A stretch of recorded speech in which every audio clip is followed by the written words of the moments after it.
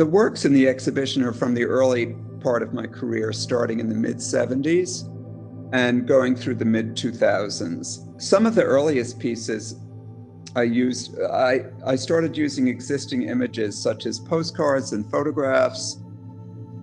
I was interested in altering them to change the viewer's perception, encourage a second look at what was captured as real in the original image.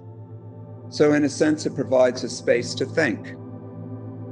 From there, I started to incorporate collaged elements along with drawings. I eventually started to add new mediums and techniques such as silkscreen, embroidery, and photograms. Anecdotally, this was interesting because for the past few years, I've been working on a monograph of my work beginning in the period that you're showing in the gallery. So it was a really good opportunity to revisit earlier work and see the context of it as it bloomed into my more mature work. Absolutely central to my practice. They reference thought, communication. I think I became increasingly interested in how to incorporate that into my work, so I began experimenting with stitching phrases or appropriated poetry, eventually embroidering text onto actual clothing, and the idea of wearing language or giving visibility to the process of thinking and speaking.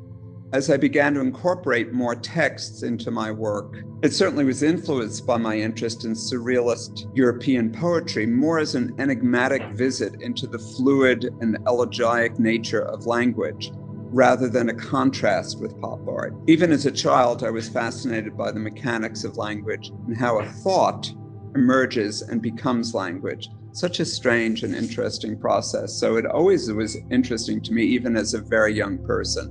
Like, what's behind language? I think what's sort of behind language is abstraction.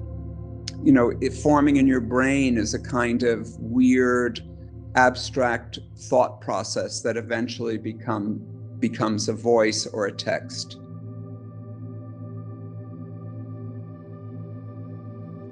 And this particular piece references an opera by Bellini called Norma, which was a vivid and dramatic epic involving druids and mortals. In those years, I was fascinated by the dramatic and ethereal quality of early 19th century opera, particularly as interpreted by Maria Callas, a giant in that world. I added the or to emphasize the enigmatic quality of the opera and to underline the possibility to pause and think about the image.